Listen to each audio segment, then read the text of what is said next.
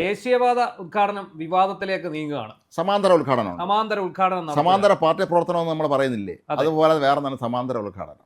ഇത് CPM-ന്റെ ഒരു തരം രക്ഷവഴിയിലാണെന്നാണ് എനിക്ക് തോന്നുന്നത്.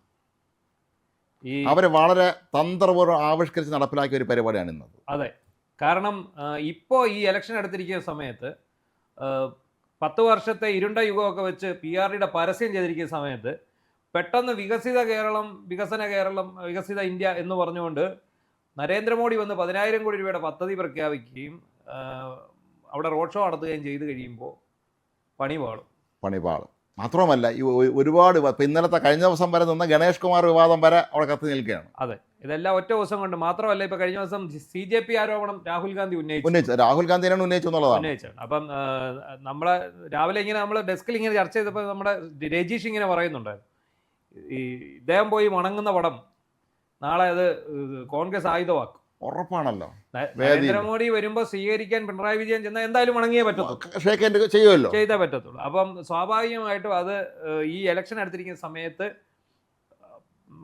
പണി കിട്ടുമെന്നുള്ളത് അറിയാം. അപ്പം ഇതിപ്പോ ഇനി മാറി നിന്ന് ബഹിഷ്കരിക്കുകയും സമാന്തര ഉദ്ഘാടനമൊക്കെ നടത്തുകയും ചെയ്താൽ ന്യൂനപക്ഷ വോട്ട് കുറെ കൂടെ കൊണ്ടു നടക്കാം എന്നുള്ള ഒരു ധാരണ കൂടി. അത് മാത്രമാണ് ലക്ഷ്യം ഇതിന്റെ. അത് മാത്രമാണ്. പക്ഷേ ഇതിനകത്ത് മരുമോന് പറ്റിയ അബദ്ധമാണ് ഭയങ്കര. നാട് മുഴുവൻ ഇത് ഞമ്മന്റെയാന്നും പറഞ്ഞ് ഫ്ലെക്സ് വെച്ച ആൾക്കാരാണ്. നേരത്തെ മലയാളം ചെയ്തിട്ടുള്ളതാണ്. എട്ടായാലും മമ്മൂഞ്ഞിന്റെ സ്വഭാവം ശരിക്കും കാണിച്ചുള്ള CPM ആണ്. വല്ലവനും ചെയ്തതിന്റെ ക്രെഡിറ്റ് മുഴുവൻ സ്വയം അവകാശപ്പെട്ടുകൊണ്ട് ഞങ്ങളാണ് ചെയ്തതെന്ന് പറഞ്ഞതിന്റെ നീണ്ട ലിസ്റ്റ് എടുക്കാൻ നോക്കുകയാണെങ്കിൽ. അപ്പൊ ഇത് ദേശീയപാത ഇടിയുമ്പോൾ കേന്ദ്രത്തിന്റെയും നേരെ പോകുമ്പോൾ അത് സംസ്ഥാനത്തിന്റെയും. പിന്നെ ഇവര് ഏറ്റെടുത്ത് പൈസ കൊടുത്തിട്ടില്ലെന്നു അല്ലെ? പറഞ്ഞ പൈസ കൊടുത്തിട്ടില്ല എന്നാണ്. 5,000 കോടി ഇങ്ങോട്ട് കൊടുക്കുമെന്ന് പറഞ്ഞിട്ട് 8,000 കോടി കൊടുക്കുമെന്നായിരുന്നു പറഞ്ഞത്. അത് അതിന്റെ പകുതി പോലും കൊടുക്കാൻ സാധിച്ചിട്ടില്ലെന്നാണ് പറയുന്നത്. അപ്പോൾ എന്തായാലും ശരി, ഇപ്പൊ ഫൈനൽ സ്റ്റേജിലോട്ട് ഇത് വരുന്ന സമയത്ത് നരേന്ദ്രമോദി വന്ന് ഗോൾ അടിച്ചിരിക്കുക.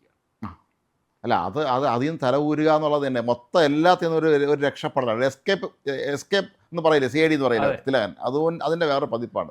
ഇതിനിടയ്ക്ക് ഇത് മന്ത്രി രാജേഷിന്റെ ഒരു വിലാപം കേട്ടായിരുന്നു. പുള്ളി SPG തടഞ്ഞത്. SPG തടഞ്ഞു പുള്ളിയുടെ ആധാർ കാർഡ് ചോദിച്ചു. അത് പിണറായി വിജയനോട് വരെ SPG ചോദിക്കും.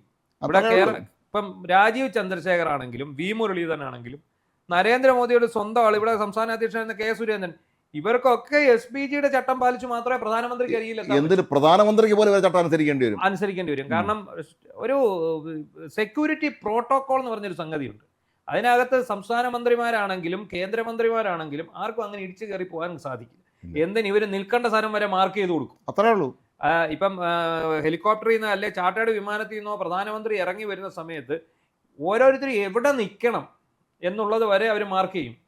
അത് മാർക്ക് ചെയ്തതിന് ശേഷം മാത്രമേ അദ്ദേഹത്തിന്റെ അടുത്തേക്ക് ചെല്ലാൻ സാധിക്കൂ. കഴിഞ്ഞ ഈയിടെ പ്രധാനമന്ത്രി തിരുവനന്തപുരത്ത് വന്നപ്പോൾ പഴയ DGP R ശ്രീലേഖ പറഞ്ഞല്ലോ, അവരെന്തുകൊണ്ട് അദ്ദേഹത്തിന് ഒപ്പം പോയില്ല. അവർ DGP ആയിരുന്നതുകൊണ്ട് അവർക്ക് പ്രോട്ടോകോൾ അറിയാം. അപ്പോഴത്തേക്ക് ഇവിടുത്തെ ചാനലുകാർക്ക് ഇത് അറിയാൻ പറ്റാത്തതുകൊണ്ട് അവരെല്ലാം DGPയെ അവഹേളിച്ചു. അവര് അതൃപ്തി മറച്ചു വെച്ചില്ല, മുൻ DGPയെ അവഹേളിച്ചു എന്നൊക്കെ പറഞ്ഞുള്ള ഇതൊക്കെയാണ് നമ്മുടെ ഈ ആത്മജ്ഞാനം കൊണ്ടുള്ള ഒരു കുഴപ്പം. ഇതൊക്കെ അപ്പോൾ നമ്മൾ ഈ ദേശീയപാതയുടെ വികസനം പറയുമ്പോൾ ദേശീയപാത വികസനം ഏറ്റവും ഒടുവിൽ നടക്കുന്ന സംസ്ഥാനമാണ് കേരളം. ഇതിന് ഭൂമി ഏറ്റെടുത്ത് കൊടുക്കാൻ പിണറായി വിജയൻ ആർജവം കാണിച്ചു എന്നുള്ളത് നമ്മൾ വിസ്മരിച്ചുകൂടാ. നേരത്തെ പല സർക്കാരുകൾക്ക് ഭൂമി ഏറ്റെടുത്ത് കൊടുക്കാൻ കഴിയാത്തൊരവസ്ഥയാണ് ഉണ്ടായിരുന്നത്. അതിപ്പം നമുക്കറിയാം, കേരളത്തിന്റെ ഒരു പ്രത്യേക ഭൂപ്രകൃതിയാണ്. ആകെപ്പാടെ മലനിര മുതൽ സമുദ്രം വരെ 40 കിലോമീറ്റർ വിട്ടുള്ള വെറും അത്രയും മാത്രം വിട്ടുള്ള ഒരു സ്റ്റേറ്റ് ആണ് കേരളം. അത് ജനസാന്ദ്രത വളരെ കൂടുതലുമാണ്. അതുപോലെ ഇത് തെക്കേ അറ്റത്തുനിന്ന് വടക്കേ അറ്റത്തോട്ട് ചെല്ലുമ്പോഴേക്കും ഈ പറയുന്ന ഈ ഒരു വിട്ട് അത് കുറഞ്ഞു വരും. ഇപ്പം നമ്മുടെ ഈ കിഴക്ക് തൊട്ട് പടിഞ്ഞാറ് വരെയുള്ള ഈ മധ്യഭാഗത്തെ ഒരു വിട്ടാണ് ഈ 40 കിലോമീറ്റർ എന്ന് പറയുന്നത്. അപ്പൊ ഇതിനിടയ്ക്ക് കൂടി ഈ ദേശീയപാത വരുന്നു എന്ന് പറയുമ്പോൾ പോരായെങ്കിൽ നമുക്കറിയാം, നമ്മുടെ നാട്ടിലെ എല്ലാ ആൾക്കാരും പിന്നെ റോഡിന്റെ മുമ്പിൽ വീട് വയ്ക്കാൻ ആഗ്രഹിക്കും. റോഡ് നമ്മൾ കാലെടുത്ത് വെക്കുന്നത് റോഡിലേക്ക് ആയിരിക്കണം എന്നൊരു മിഥ്യാധാരണ നമ്മുടെ ജനങ്ങൾ. ഇപ്പൊ ഞങ്ങൾ ഒരു കാഴ്ച കാണുന്നുണ്ട്. ഞാൻ എൻ്റെ നെടുമങ്ങാട്ടെ കുടുംബ വീട്ടിലേക്ക് പോകുന്ന വഴിയിൽ ഇപ്പൊ റോഡ് വികസിക്കുകയാണ്. വലിയ തോതിൽ വലിയ പാതയാണ് വരുന്നത്. എത്രയോ വീടുകൾ സ്റ്റേറ്റ് ഹൈവേ ആണ്. അപ്പൊ എത്രയോ വീടുകൾ പൊളിച്ചോണ്ടിരിക്കുകയാണ് ഇപ്പോഴും. നമ്മൾ ആ കാഴ്ച കാണുന്നുണ്ട്. എത്രയോ മനുഷ്യർ അവർ കഷ്ടപ്പെട്ട വെച്ച വീടായിരിക്കും, അവർ നല്ല പ്രതിഫലം കിട്ടി കാണും, സർക്കാരിൽ നിന്ന് നല്ല പ്രതിഫലം കിട്ടി കാണും. പക്ഷേ പോലും ഈ റോഡിൻ്റെ അടുത്ത് കൊണ്ട് നമ്മൾ കടയും വീടും ഒക്കെ നിർമ്മിക്കുന്നതിൻ്റെ ഒരു സാങ്കേതിക പ്രശ്നമാണ് ഇപ്പോൾ നമുക്ക് മനസ്സിലാകുന്നത്. അതുപോലെ 30 വർഷമായിട്ട് പണി നടന്നുകൊണ്ടിരിക്കുന്ന റോഡാണ് പുനലൂർ മൂവാറ്റുപുഴ സംസ്ഥാനപാത. അതായത് അതിൻ്റെ റാന്നി പ്ലാച്ചേരി എന്ന് പറയുന്ന സ്ഥലം തൊട്ട് പുനലൂർ വരെ ഇത് മുടങ്ങിക്കിടക്കുക. ഇത് മുടങ്ങിക്കിടക്കാനുള്ള കാരണം എന്താണെന്ന് വെച്ചാൽ ഈ റോഡിന്റെ ഭൂമി ഏറ്റെടുക്കുന്നതിന്റെ തടസ്സമായിരുന്നു. ഈ ഭൂമി ഏറ്റെടുത്ത് തടസ്സമെല്ലാം നീങ്ങി ഇത് ഇപ്പോഴും ഇപ്പം ഫുൾ ചാൽവായി. ഇപ്പം നമ്മുടെ ഇവിടുന്ന് കൊച്ചിക്കൊക്കെ പോകേണ്ട ആൾക്കാർ നേരെ ഈ പുനലൂർ വഴിയാണ് പോകുന്നത്. ഇത് ഒറ്റ സ്ട്രെച്ചിന് പാലാ തൊടുപുഴ വഴി കയറി പോവാം, അങ്ങനെ കയറി പോവാം. അല്ലെങ്കിൽ പാലാ ചെന്ന് ഈരാറ്റുപേട്ട കോതമംഗലം വഴി പോവുകയും ചെയ്യാം. അപ്പം എന്താണ് സംഭവം എന്ന് ചോദിച്ചാൽ ഇത് മണ്ണാറക്കുളഞ്ഞിക്കും മൈലപ്പുറയ്ക്കും ഇടയ്ക്ക് ഇപ്പോഴും കുറച്ച് സ്ഥലം ഏറ്റെടുക്കാൻ പറ്റാതെ കിടപ്പുണ്ട്. അതെന്താണെന്ന് ചോദിച്ചാൽ അതൊരു വലിയ വളവാണ്. അതിങ്ങനെ വളവ് നീർത്തി വേണം അവിടെ റോഡ് ടാർ ചെയ്യാൻ, അല്ലെ റോഡ് വികസിപ്പിക്കാൻ. ഇത് ഈ വളവ് നീർന്ന് വരുമ്പോഴത്തേക്ക് എന്ത് സംഭവിക്കുമെന്ന് ചോദിച്ചാൽ 1-2 വീടാകും. അപ്പോൾ ആ വീട്ടുകാർ കേസ് കൊടുത്തിരിക്കുകയാണ്. അപ്പോൾ എന്ത് സംഭവിച്ചിരിക്കുന്നു ചോദിച്ചാൽ ആ ഒരു വളവ് ഒഴിച്ച് ബാക്കി എല്ലാം ഓക്കെയാണ്. അപ്പോൾ ഈ സംസ്ഥാന സർക്കാർ ഇതിന് തയ്യാറായി എന്നുള്ള നല്ല കാര്യമാണ്. ഈ ഉദ്ഘാടന ചടങ്ങിലൂടെ സമാന്തര ഉദ്ഘാടനം നടത്തുന്നത് അത് ശരിയല്ല. ഇവര് ഭൂമി ഏറ്റെടുത്ത് കൊടുത്തു, കാരണം UDF സാധിക്കാതെ പോയി.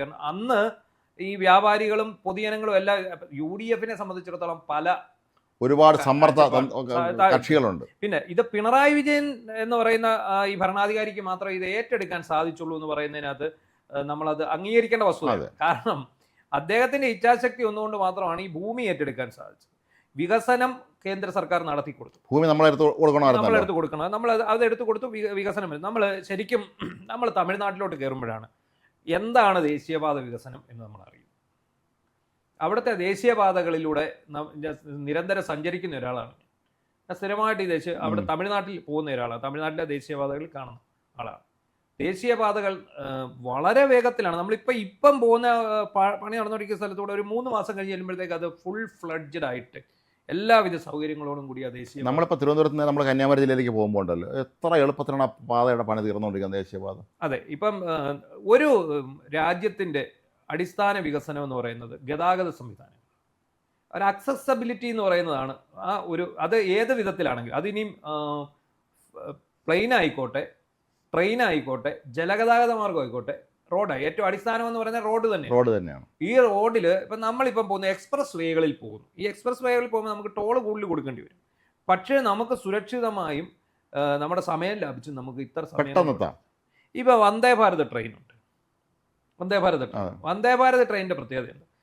ശരാശരി വേഗമേ ആ ട്രെയിനിനുള്ളൂ. പക്ഷേ അതിനൊരു സ്റ്റാർ പദവി ഉള്ളത് കൊണ്ടും അതൊരു യുണീക്ക് സംവിധാനങ്ങളുള്ളത് കൊണ്ടും അതിനെ നമ്മൾ കടത്തിവിടും. അപ്പോൾ അത് ഈ പറയുന്ന സമയം കൊണ്ട് ഓടി എത്തും. പണ്ട് നമ്മൾ കോഴിക്കോട്ട് പോകണമെങ്കിൽ ഒരു ദിവസം വേണം കോഴിക്കോട്ട്. അപ്പോൾ അതിൻ്റെ ആവശ്യമില്ല. വെളുപ്പിനെ പോകുന്ന വന്ദേ ഭാരത് എവിടെ നിന്ന് കയറിയ 11 മണി അങ്ങോട്ട് കഴിയുമ്പം കോഴിക്കോടിയിൽ. അപ്പം അങ്ങനത്തെ ഒരു പിന്നെ ഗതാഗത രംഗത്തൊരു വലിയ വിപ്ലവം. മാത്രമല്ല വടക്ക് കിഴക്കൻ സംസ്ഥാനങ്ങളിലൊക്കെ തന്നെ റോഡ് വികസനത്തിന്റെ കാര്യത്തിൽ മോദി സർക്കാർ അത്ഭുതം സൃഷ്ടിച്ചിട്ടുണ്ട് ശരിക്കും. അതുകൊണ്ട് തന്നെയാണ് അവർ അധികാരത്തിൽ വരുന്നത്. അതായത് അടിസ്ഥാന സൗകര്യ വികസനം എവിടെ വരുന്നോ, നമുക്കറിയാം അമേരിക്കയിലും ഒക്കെയുള്ള പാശ്ചാത്യ രാജ്യങ്ങളിലുള്ള റോഡുകൾ നമ്മൾ നോക്കുക, അത് മൊത്തം നമ്പറാണ്. ഈ റോഡുകൾക്ക് ഹൈവേ എന്ന് അതിൽ ഏത് റോഡായ സ്ഥലമാണെന്നില്ല, അത് നമ്പറാണ്. നിങ്ങൾക്ക് ഇന്ന സ്ഥലത്തേക്ക് പോകണമെങ്കിൽ നിങ്ങൾ ഇന്ന നമ്പർ റോഡിൽ പോകണം. നമ്മളപ്പോൾ പോകുമ്പം മുന്നോട്ട് പോകുമ്പോൾ നമുക്ക് ആ നമ്പർ മാത്രമേ കാണും. നമ്മൾ ആ നമ്പർ പിടിച്ചാൽ പോകും, അങ്ങ് പോയാൽ മതി. ഇതുപോലെ തന്നെയാണ് നമ്മുടെ ഇപ്പോൾ ദേശീയപാത 183A 183 അങ്ങനെ വരുന്നത്. ആ ദേശീയപാത വഴി പോവുക എന്നുള്ളത് മാത്രമേ ഉള്ളൂ, ആ നമ്പർ പിടിച്ചു പോവുക എന്നുള്ളത്. ഇപ്പം ഇവിടുത്തെ സംഭവം എന്താണ്, ഈ വിവാദം വളരെ ദൗർഭാഗ്യകരമായ ഒരു വിവാദമാണ്. അതെ, ഇപ്പം ഈ മനഃപൂർവ്വം ഒഴിവാക്കിയതാകാൻ തെരഞ്ഞെടുപ്പ് കണക്കാക്കിയുള്ള ഇവരെ ഒരു. അതെ, ഇതിപ്പം തെരഞ്ഞെടുപ്പ് നേട്ടത്തിൽ തെരഞ്ഞെടുപ്പിന് വേണ്ടി പണിയെടുക്കാൻ മോദിയെ വെല്ലാൻ ഒരാളും ആരുമില്ല. അല്ല, അതിനിപ്പം പിണറായി വിജയന്റെ PR ഒന്നും മോദിയുടെ അടുത്ത് ചെലവാകില്ല. ഇപ്പം രാജീവ് ചന്ദ്രശേഖരെ കൊണ്ടുവന്നു, BJP അധ്യക്ഷനെ കൊണ്ടുവന്നു, സംസ്ഥാന പൊതുമരാമത്ത് മന്ത്രിയെ വിളിച്ചില്ല എന്നുള്ളതാണ് ഇവരുടെ കുഴപ്പം. അപ്പോൾ അതിന്റെ പേരിൽ മുഖ്യമന്ത്രി പോവില്ല, അല്ലെങ്കിൽ പോവില്ല. അത് എന്ന് പറയുന്നതിനകത്ത് അർത്ഥമൊന്നുമില്ല. നമുക്ക് വേണ്ടത് നാടിൻ്റെ വികസനമാണ്. ഇതിപ്പോൾ ഇവരുടെ ഒരു കാര്യം നമ്മളീ പറഞ്ഞതേ ഉള്ളൂ. തെരഞ്ഞെടുപ്പ് അടുത്ത് വരുന്നു, ഞങ്ങളും മോദിയും ഇവിടുത്തെ മുണ്ടെടുത്ത മോഡിയും ശരിക്കുള്ള മോഡിയും തമ്മിൽ യാതൊരു അന്തർധാരയും ഇല്ല. ഞങ്ങൾ BJP അല്ല, ഞങ്ങൾ CJP അല്ല, ഞങ്ങൾ BJP അല്ല, ഞങ്ങൾക്ക് പിന്നെ CPM-ഉം BJP-യുമായിട്ട് യാതൊരു ബന്ധവും. ന്യൂനപക്ഷ സംരക്ഷകരായ കമ്മ്യൂണിസ്റ്റുകാരാണ്. ഇറാൻ അനുകൂലിക്കുന്നുണ്ട്, ഞങ്ങൾ എല്ലാത്തിലും അങ്ങനെയാണ് എന്ന രീതിയിലേക്ക് എത്താനുള്ള. പിന്നെ ഞങ്ങളുടെ മരുമോനെ തഴഞ്ഞുകൊണ്ട് മാത്രമല്ല ഞങ്ങൾ ഇത് പങ്കെടുക്കാത്തത്, ഞങ്ങൾക്ക് ഇതാണ് ഞങ്ങളുടെ വ്യക്തമായ അജണ്ട എന്നുള്ളത് നമുക്കൊക്കെ മനസ്സിലാവുന്നുണ്ട്. ഇത് പിന്നെ എല്ലാവരും സന്തോഷിക്കുന്ന ഒരു കാര്യം, ഫ്ലെക്സ് അടിച്ച് നിരന്തരം ഇതിൻ്റെ സൃഷ്ടാവ് ഞങ്ങളാണ് എന്ന് മേനി നടിച്ചിരുന്ന മനുമോൻ അടക്കമുള്ളവർക്ക് ഒരു വലിയ തിരിച്ചടിയായി മാറി. അതെ അതെ, ഇത് നമ്മുടെ കൊച്ചി മെട്രോയുടെ ആണെങ്കിലും വിഴിഞ്ഞത്തിൻ്റെ ആയാലും എല്ലാം ക്രെഡിറ്റ് പാവപ്പെട്ട ഉമ്മൻചാണ്ടിയെ തഴഞ്ഞിട്ട് ഞങ്ങളാണ് ചെയ്തത് എന്ന് അന്ന് വീമ്പടിച്ചതിന് കിട്ടിയ ഒരു തിരിച്ചടിയായിട്ട് വേണം. ഇവർക്ക് കുമ്മനടിക്കാൻ സാധിച്ചില്ല. അതെ, അത്രയും